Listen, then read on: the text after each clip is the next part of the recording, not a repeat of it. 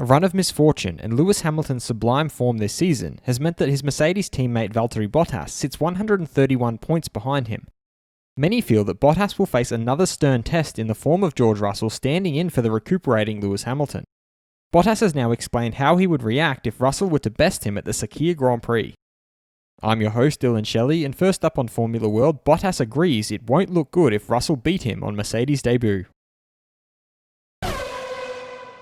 Bottas began by explaining how it won't look good if he were to be beaten fair and square by Russell on his first outing with Mercedes. I don't really know what to say to that question. I haven't thought about it in that sense, and if I have to give some kind of answer, I say if he beats me, yeah for sure it wouldn't look so good on me if I have a normal race and he beats me fair and square, so obviously I will try to avoid that.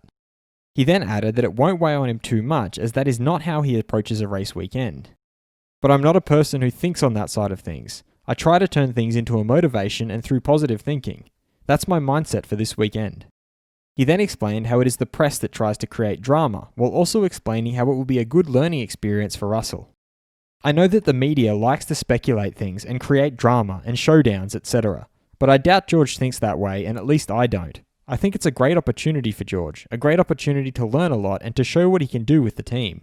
And from my side, as a racing driver, of course you always want to be ahead of your teammate, whether it's Lewis Hamilton or George Russell or anyone else, it doesn't matter. He signed off by revealing his true motivation for the remaining 3 races. And I also have a job to do for the last 3 races of the season. I have my own motivation, which is trying to win the remaining races. Fast feed. Former F1 driver Nick Heidfeld feels that it is all the more important for Haas's recovering driver Romain Grosjean to get back into the car as quickly as possible. F2 driver Louis Delatraz has praised Williams and Mercedes for choosing drivers based on pure talent, and added that it's nice to see a team with respect to its drivers, in an apparent dig at Haas choosing Nikita Mazepin. Haas team principal Gunther Steiner saw that Delatraz was not happy, but there are undoubtedly a lot of drivers who wanted that seat. He's just one of many.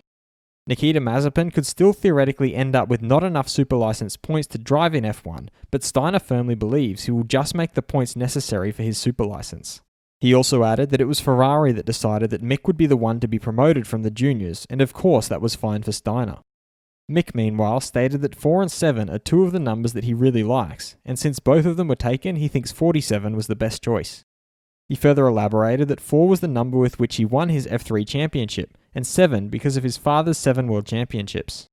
Stefan Cohen, CEO of Bell Helmets, has stated that Grosjean's helmet performed exactly what is expected in such conditions. The fire resistance was as expected and the visor was also perfect. The only thing that had melted were the tear-offs. Max Verstappen has suggested that the Netflix documentary series Drive to Survive contains a lot of faked footage, as some things he said in Australia or Austria were used for another Grand Prix to make it a bit more exciting.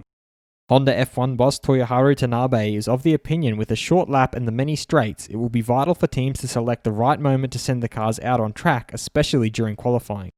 Last week's double podium for Red Bull was their first one since Malaysia 2017, and their driver Max Verstappen was pretty surprised how long it's been. And his teammate Alex Albon has said that looking back at tracks like Turkey and Mugello, these different kinds of tracks tend to make for great races, so hopefully that's the case this weekend. Do you like the Netflix series Drive to Survive? Head over to my community page to vote in the poll and let me know what you think in the comments. And if you like this video, feel free to subscribe and check out my others for all the latest in the world of Formula 1.